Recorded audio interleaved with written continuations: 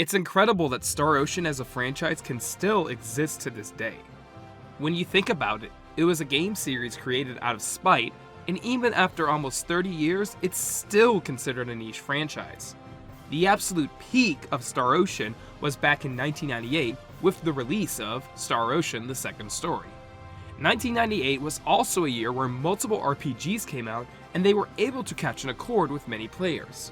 It's likely that if you had a PS1 and bought an RPG that was released in that year, it was a classic game that is still relevant to this day.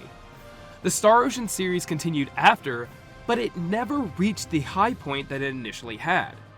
In an alternate universe, we could have had another high point with the release of Star Ocean: The Last Hope, as Microsoft was pushing that title to be a unique release for the platform.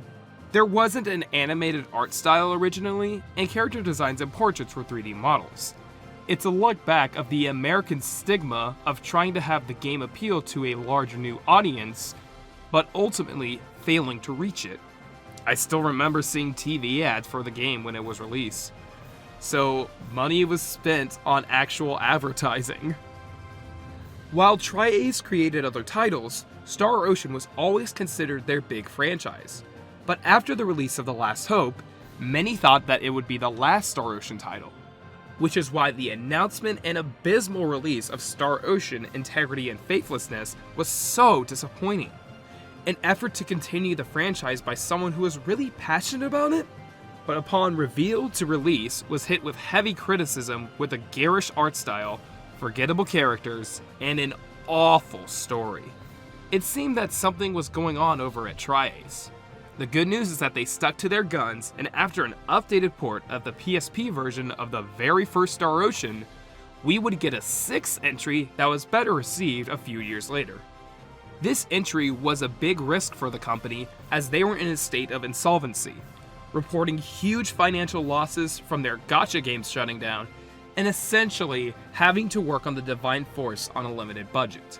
And despite all this, it's incredible, a miracle even, that in 2023, we got a full remake of Star Ocean: The Second Story. Even though it was developed by a different studio, GameBlast, the fact that this game even exists is a testament to the hold this franchise has. But the question remains, was it truly worth it to remake this game? To pull a quote from one of my favorite British YouTubers, well, when is it worth remaking a game? I like to ask what the objective is when doing so. when it comes to remakes, they can almost mean anything. Look at a franchise like Resident Evil, which has multiple remakes of half of its mainline games. You have remakes that want to enhance the original feel of the game by keeping its mechanics, remakes that keep the story but overhaul the gameplay to fit in line with a modern title, and titles that have the same name but make drastic changes to distinguish it from the original. Now, where does Second Story R fit in this criteria? Well, I would say here. If you put both the original and remake side by side, they look the same, but the remake doubles down on the original and mechanically makes that game play like a modern Star Ocean game while keeping the same feel and mechanics in mind. So yes, it was worth it to make this remake. Star Ocean: The Second Story is an RPG title that I feel most people know of, but due to the new titles, got forgotten about in the public eye. Of course, I'm already saying yes because this allows the game to be played by new people. But there are some caveats to remaking this in 2023. As someone who is a huge fan of this game, I'm a very nitpicky person, and I've noticed that in this remake, they try to keep everything consistent. This isn't a bad thing. I'm giving praise to GameBlast for having one style for the game and basing everything from beginning to end in that style. If you remember the PlayStation 1 original, it had pre-rendered cutscenes that tried to envision what the world wanted to look like with Minato Koei's character designs in them. Star Ocean 2 released in 1998, so this was the only way they could portray that story in that way on the PlayStation 1. Although originally Tri-Ace would have preferred to have an anime art style, GameBlast decided in 2023 to keep the game's style in sprite form for every cutscene and aspect of the game. It's interesting to see how these scenarios would look in the consistency of the sprites used in the game. I'm giving this praise because you also get the complete opposite with 2008's Second Evolution, which ditched the original art style of the game, added a new one with some scenes recreated with animated cutscenes by Production IG, while keeping some of the original pre-rendered cutscenes which made for an inconsistent mess. But it confirms that Star Ocean 2 is meant to be a sprite-based action RPG no matter what time or year it is released. It's trying to recreate the feeling of the game that released in 1998, but has the mechanics and hindsight of a Star Ocean game that released in 2023. Now from this, a lot of things are gains from this style, as consistency is key, but this consistency should have been for 100% of the game, not 95%. New arts and portraits were drawn and created by Yukihiro Kajimoto, and while I do like them, they feel busy and inconsistent with the sprites they're supposed to represent. I will always prefer the original portraits because they are simplistic, but they look like the original sprites. Second Evolutions, on the other hand, are way too simplistic. They allow for very animated faces, but it still clashes with that original style. Second Story R's portraits look like they would fit in a 3D remake of Star Ocean 2 in Star Ocean 6 art style and gameplay. I still don't hate them, don't get me wrong, I love how these new portraits look. But it's an observation. One of the most appreciated and confusing additions to me is the addition of the original character portraits in the status screen.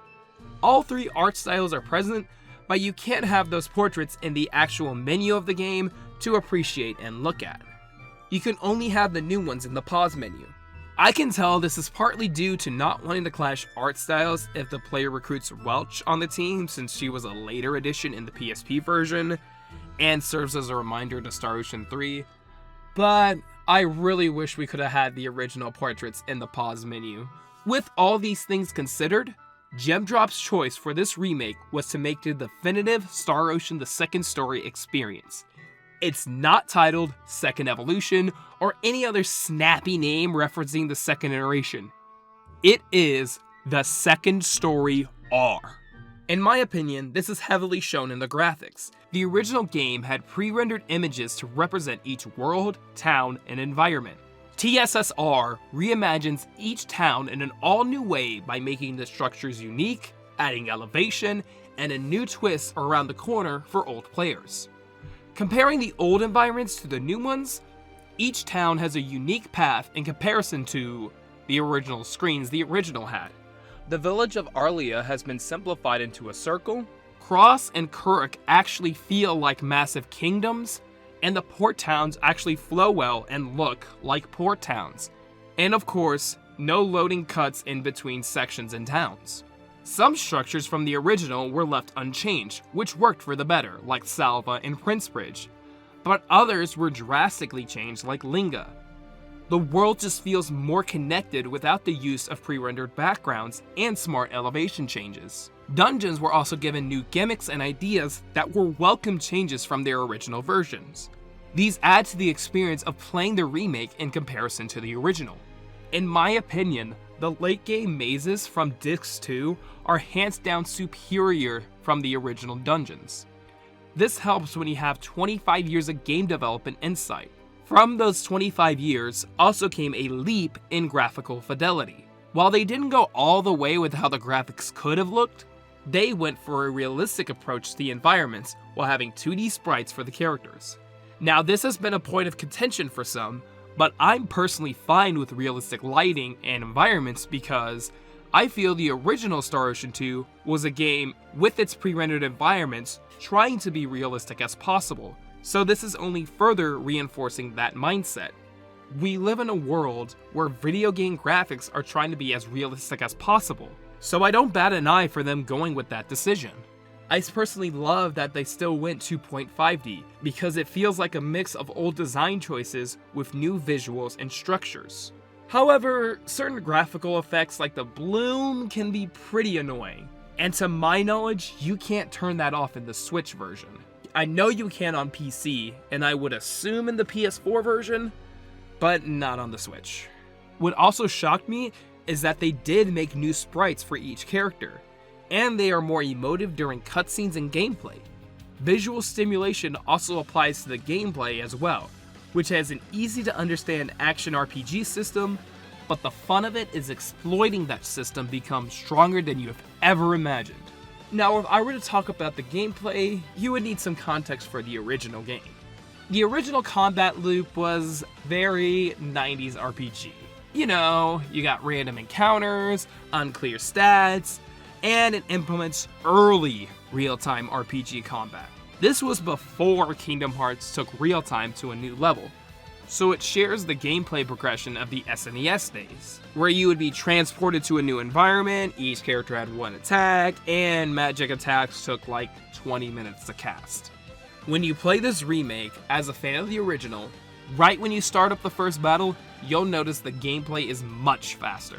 The gameplay in TSSR recontextualizes the original game's combat with the modern mechanics of Star Ocean games. So, instead of random encounters, there are enemies on the field, and the pace of each battle is determined on how you approach them. So while the gameplay is similar, the actual way you do battle is completely different and modernized.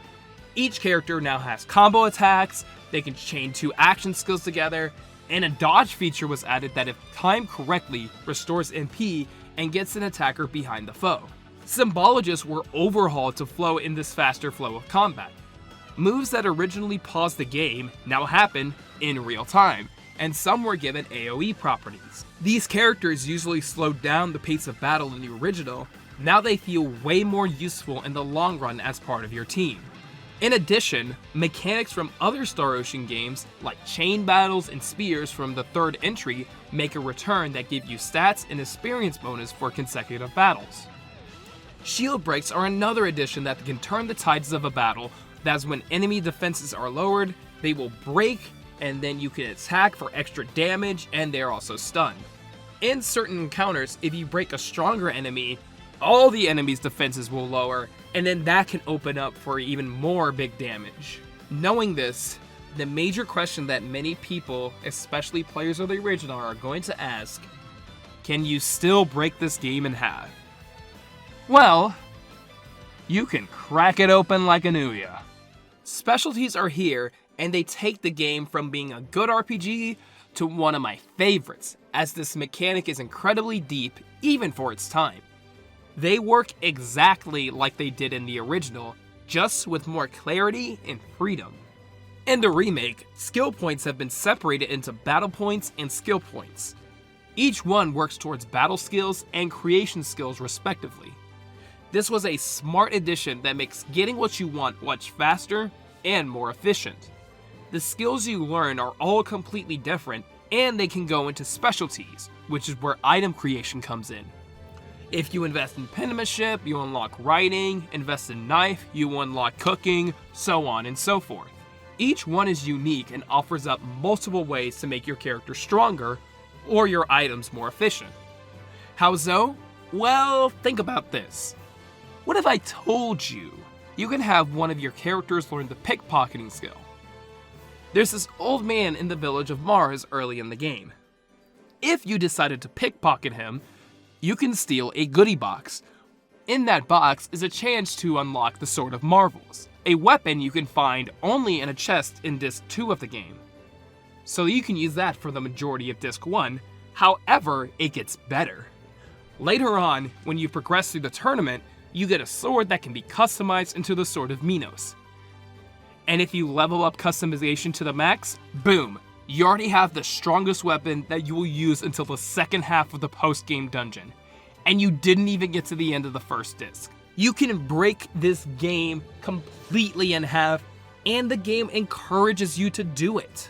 There are multiple items and combinations you can make with different other party members, and it just makes the game so deep and fun to me. The remake also adds new specialties that makes those weapons even more powerful, as you can add attributes and skills by remaking them. And what would an RPG be without fishing? Yeah, they actually added fishing into this game, and while it's really simple, I really appreciate it. If I went through every single specialty, super specialty, and everything that you can do, we would literally be here all day because there is so much you can do in this system and I love it so much. Especially the new specialties like replication, where you can craft an item and then you can multiply that by 10 multiple times. It's like, how much can you break this game? It's limitless. My favorites, of course, would be like pickpocketing, cooking, music, publication, writing, and of course, Barney Call. As you can see, gameplay-wise, the remake builds upon the original, and while there are some changes mechanically that didn't make the cut, every single thing you can do in the original can be done in the remake, and new things have been added to enhance the experience. So, what about everything else? What else has been enhanced? Well, Motoi Sakuraba returns to recompose the iconic tracks he made 25 years ago. According to the official soundtrack, while recreating the soundtrack, he took specific choices in recreating the tracks from the ground up with new mixes and instruments, and other tracks he had the original MIDIs used for the original release of the second story, and that leads to a good soundtrack with great remixes, but should have gone further in certain cases. I feel that every atmospheric track was recreated beautifully in R, with forests, cities, fields, battles, and dialogue themes being particular ear candy.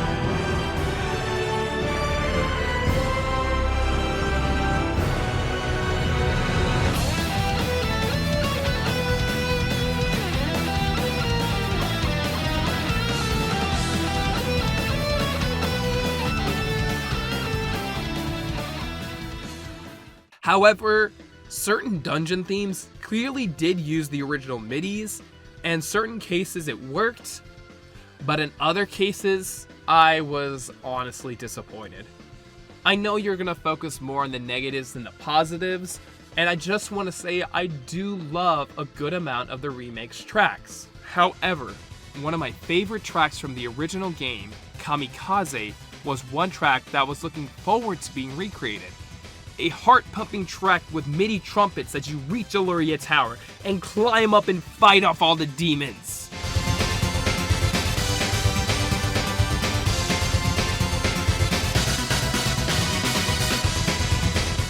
In the remake, it feels super downplayed with a synth organ that doesn't match the original energy the track was going for.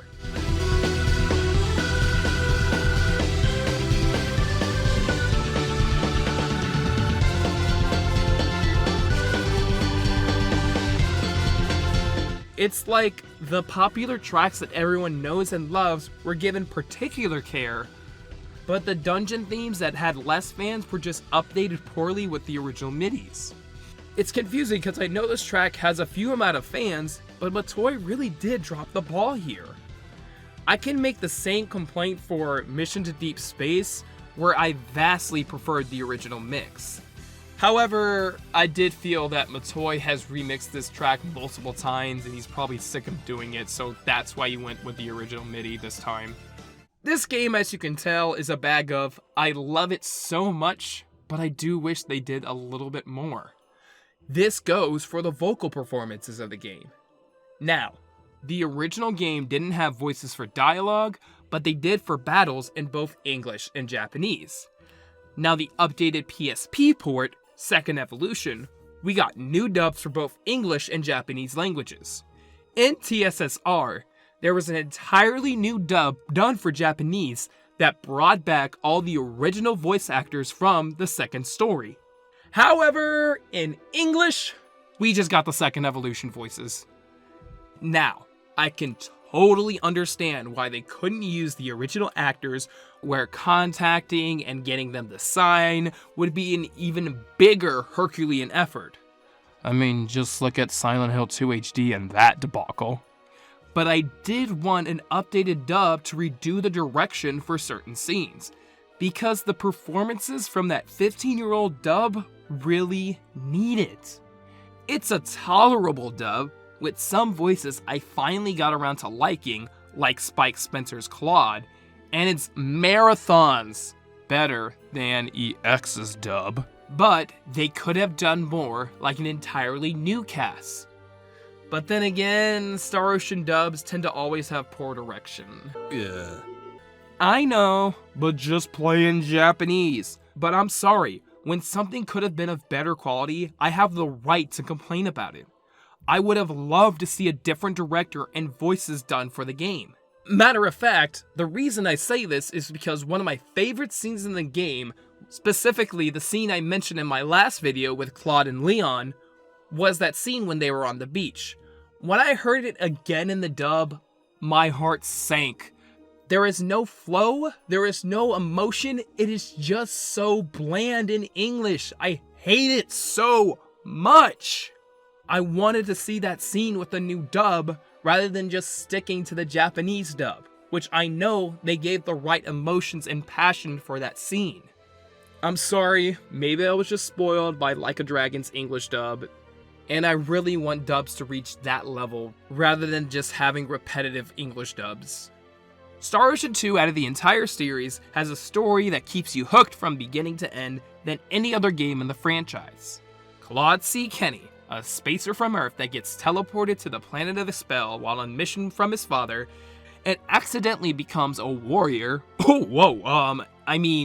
hero of light, by using his space gun to save a young girl with a mysterious past named Raina Lanford. Both are playable characters and they experience the same story from a different perspective, so you already have replay value. And both are trying to discover the mysteries about themselves while they recruit particular allies around the way on their mission to investigate the Sorcery Globe. The storytelling to me doesn't try to be safe with the themes and messages it portrays. Things actually happen that affect the story, and the worlds around those characters motivates you to keep trying to save the world. The fun thing about every Star Ocean 2 playthrough is that technically, you have to plan out the playthrough from the beginning. Matter of fact, the original instructional manual gave you the name, face, and bio of every party member you could recruit. So you wanted to play to discover how you can recruit that person, with other members being route exclusive. And that would lead you to discovering the multiple private actions, special events that happen that can raise and lower your relationship with those party members, as well as the 99 endings you can achieve with each makes this game worth playing multiple times. It's not a super long RPG, like a first playthrough can take 20 to 30 hours, but it's well worth it. Of course, nothing in the story has changed, like other Square Enix games that call themselves a remake, but elements are built upon. I think one of my favorite uses of the remake was turning the sinking of Kurik to a scene in real time. While the original, it just played a pre-rendered cutscene. You actively see in-engine people dying, and the city you were just in gets engulfed by water as you stand there at the top of the hill. Every pre-rendered scene was redone with an in-engine counterpart, which added, like previously stated, what was that word? Consistency! Thanks, losers. To the entire experience. Of course, the original pre-rendered scenes have their charm, but those moments still have the same impact they originally did. Now, personally, I think the moment that solidified that I truly loved this remake was when I beat it. I know back in the past with Second Evolution, the credits was just the intro theme. Again. But here, Matoy Sakuraba recreated We Form in Crystals, the original credit themes for the game all those years ago. And it was a full recreation from the ground up that captured the magic of the worlds of Expel and Need. This goes to show me that despite all the nitpicks I had, they clearly did this remake for the fans of the original game. And of course, using the original text that the original game ended on. It makes it all worth it. The love for the original game extends far that, with the opening from the original game beautifully recreated when you start up the game. Leave the title screen for a while, and you get an animated video exclusive to this remake with the song Stella by Sui Ren. And this animated movie feels like a celebration of 25 years of this game. When those drums swell and we get to see these characters from across the stars again after so long. Like the legends are coming back to life.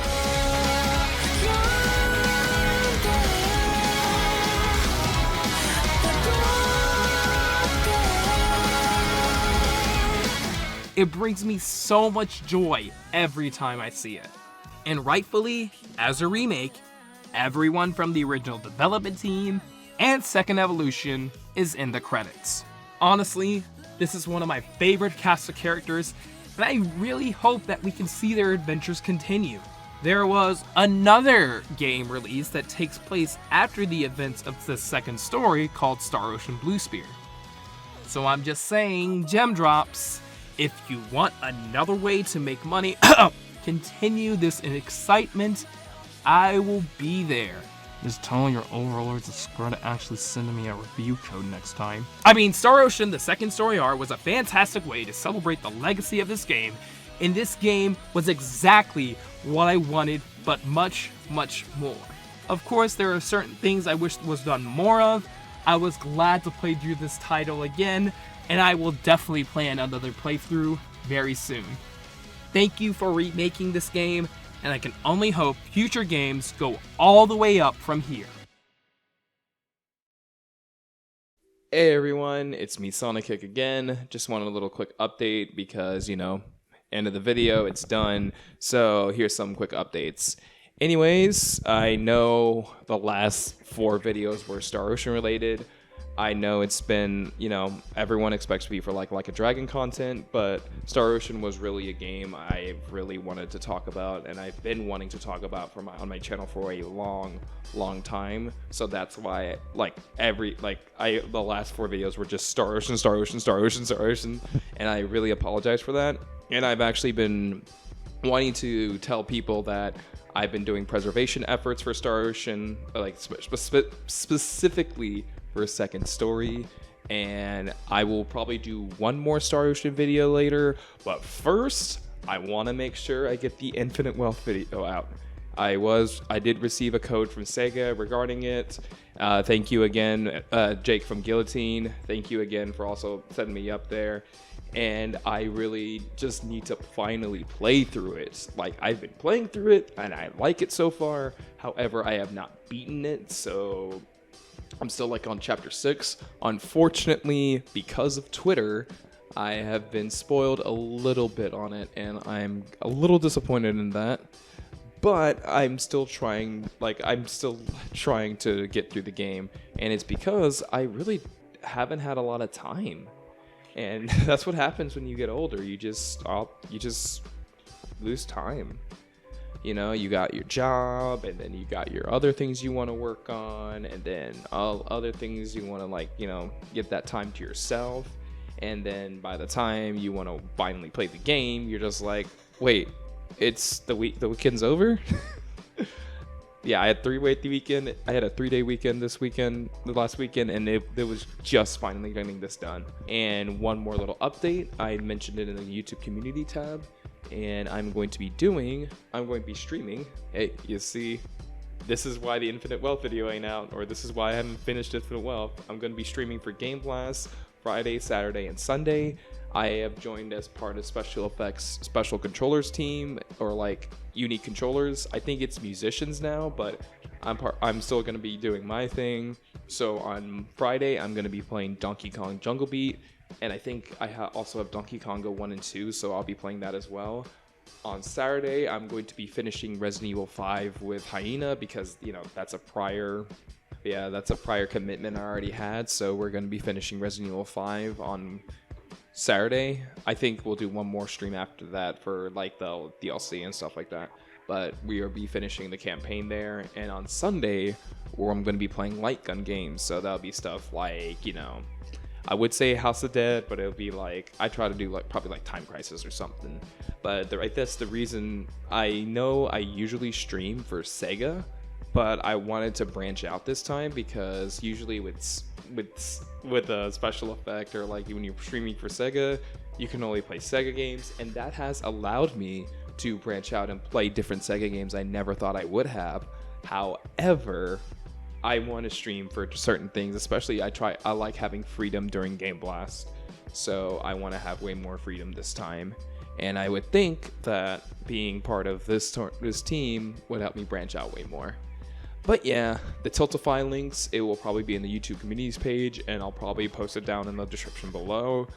But hopefully you can join, and I don't even care if you have to donate or not. You just, you know, we just have fun. We play some games and, you know, laugh at me hitting the bongos. So yeah. But yeah, hopefully the Infinite Wealth video won't take too long, or hopefully me actually finishing it, the review won't take too long, but I'm gonna expect a few months on that. But yeah, again, thank you for watching my video. Thank you for sticking around. Hopefully I can see you this weekend, and hopefully maybe donate, you know, it's to a good cause, especially to help other people who don't get the chance to play video games to actually play the games we like. So yeah, and then that means, you know, playing with extra controllers. Anyways, see you later. Have yourselves a good one and take care.